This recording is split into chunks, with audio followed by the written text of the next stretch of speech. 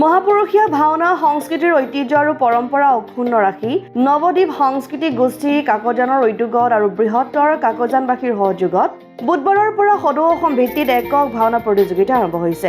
7 এপ্ৰিলত সামৰণি পৰিবলগীয়া 13 দিনীয়া প্ৰতিযোগিতাখনিৰ বুধবাৰে বিয়লি তিয়াকৰ ঐতিহাসিক ঢেকীয়াখোৱা বৰনামঘৰত শুভাৰম্ভণি কৰা হৈছে।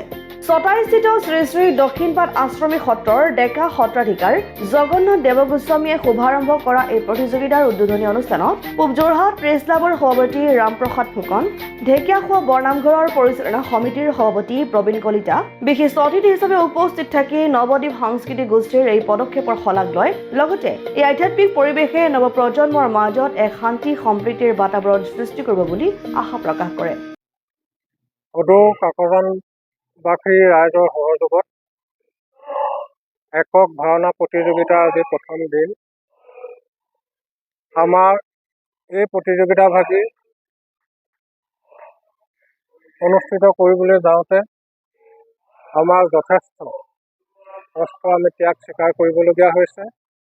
আমি আশা কৰিম, ভগৱানৰ ওচৰত প্ৰাৰ্থনা জনাম, আমাৰ এই 12 দিনীয়া দিনত যি 13খন ভাওনা অনুষ্ঠিত হ'ব, সেই 13 ভাগ অসম আদিত্য টিয়ক।